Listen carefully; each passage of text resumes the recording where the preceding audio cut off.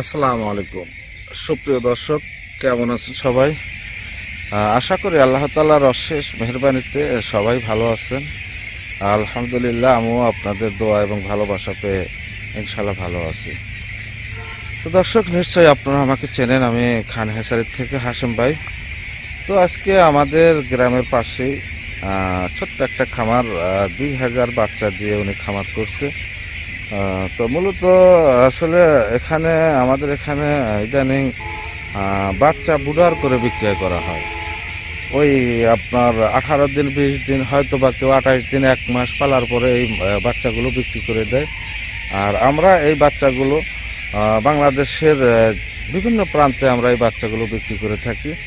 কারণ অনেকেই হয়তো বুডার করতে পারে না, বা কারেন্টের ব্যবস্থা নাই, বা বিভিন্ন সমস্যার কারণে হয়তো অনেকেই জিরো বাচ্চা পছন্দ করে না। তাদের জন্য আমরা এই বুডার কমপ্লিট বাচ্চাগুলো সারা দেশে ডেলিভারি দিয়ে থাকি। তাই আজকে আপনাদেরকে আমি এই খামারটা একটু দেখায় নিয়ে আসি।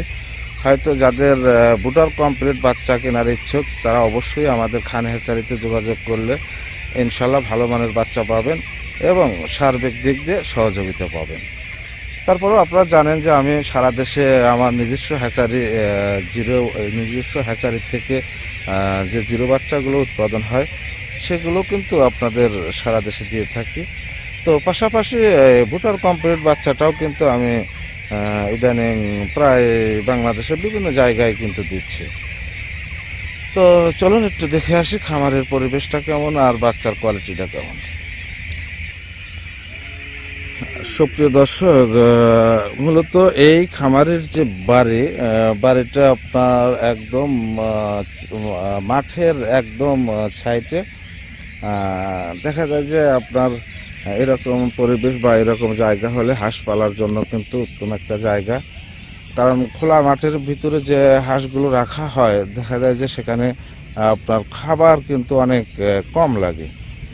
কারণ মাঠে ঘাটে এখন এই যে প্রচণ্ড শামুক ঝিনুক, লতা পাতা, পোকা মাকড়, শ্যাওলা, অনেক খাবার কিন্তু মাঠের ভিতরে এখন আছে।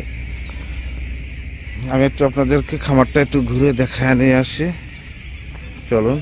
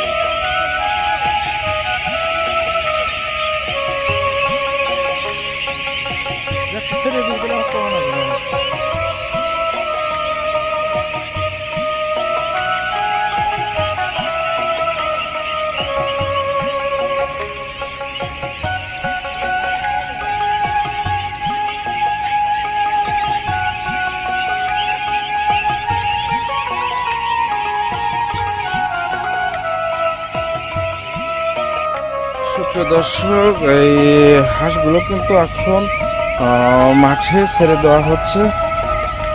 কারণ মাঠে ছেড়ে দিলে এখন খাবার কিন্তু লাগবে না, সারাদিন এই বাচ্চাগুলো মাঠে ঘাটে খাবে। এই যে আমি একটু দেখাই, ওই দেখেন মাঠের ভিতরে কিন্তু সবগুলো চলে গেছে।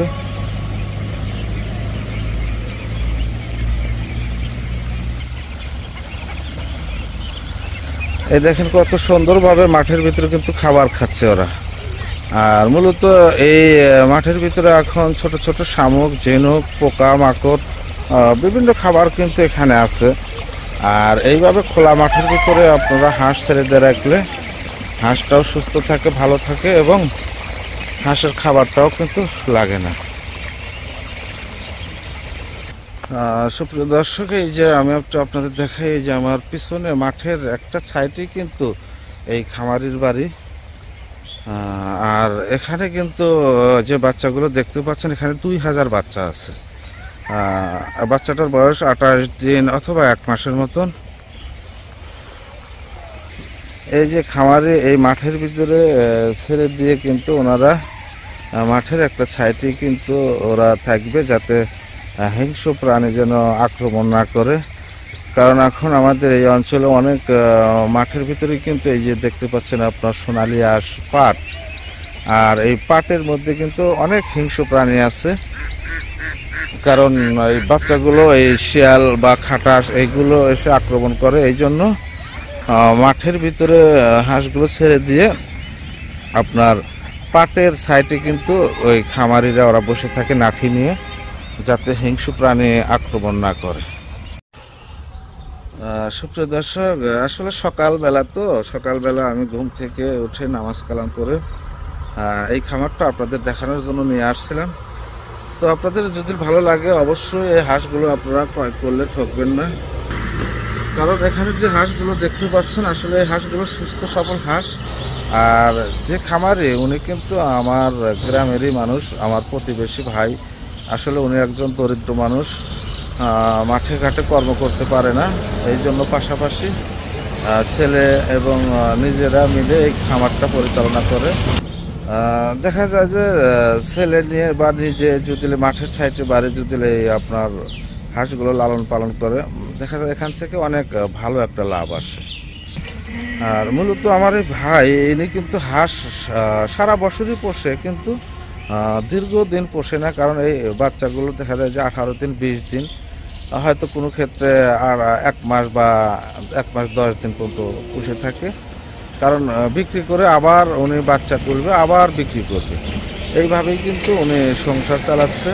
আর খামারটা আমাদের পরিচালনায় মানে তদবির করা হয়, ট্রিটমেন্টগুলো আমাদের সাথেই অ্যাডজাস্ট করে দেওয়া হয়।